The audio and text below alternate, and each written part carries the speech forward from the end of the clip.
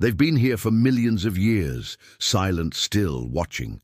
Some say trees don't just live, they remember.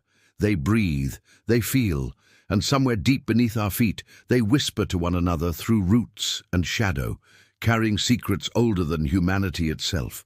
Every tree is an exhalation of the earth. Where we count our lives in days, they count theirs in centuries. Modern science now speaks of the wood wide web, a hidden network beneath the soil where trees share food, send warnings, and perhaps emotions. But thousands of years ago, humanity already knew this, not through data, but through reverence. For ancient people, trees weren't just symbols, they were spirits, living gateways connecting heaven, earth, and the underworld. The year is 723 AD. In the Germanic lands, a mighty tree stands tall, the Donar oak, sacred to the thunder god Thor. When the Christian missionary Boniface arrived, he vowed to prove his god's power was greater. Before the astonished villagers, he raised his axe, and with a thunderous crack, the sacred oak fell. The crowd waited for lightning, for fire, for vengeance. But the sky remained silent, and so they converted.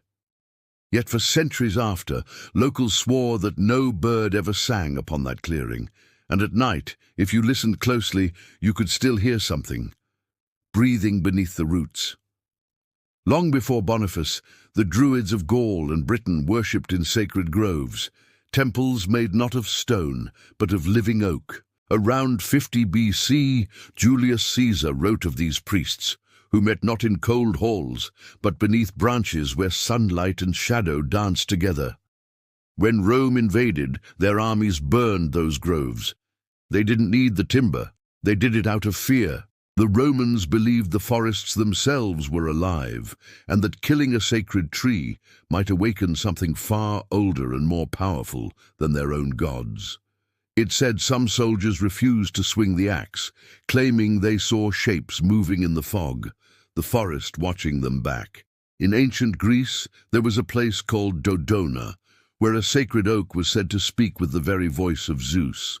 Priestesses would sit beneath its ancient branches, listening to the wind, rustling its leaves, translating the whispers into prophecy for kings and commoners alike. When invaders finally destroyed the sanctuary in the 4th century AD, pilgrims took fragments of the oak's wood, believing its spirit would continue to live on within them. An old Greek proverb still survives. He who burns a sacred tree burns his own voice. Across Central Europe, the linden tree was the heart of every village. Weddings were celebrated beneath its branches, justice was spoken in its shade, and festivals were held around its trunk. During the devastating 30 Years' War, invading soldiers made a point of cutting down these community trees to break the spirit of the people. And yet, on some of those now empty village squares, a new tree mysteriously grew from nowhere. No one had planted it. The locals whispered that the old linden had buried its own seed deep in the earth and returned, patiently waiting for peace to come again. In Normandy, France, there stands an oak over 1,000 years old, the Chêne Chapelle of Allouville. It's so old and hollowed that a tiny chapel was built right inside its trunk. During the French Revolution, anti-religious rebels came to burn it down, calling it a relic of superstition.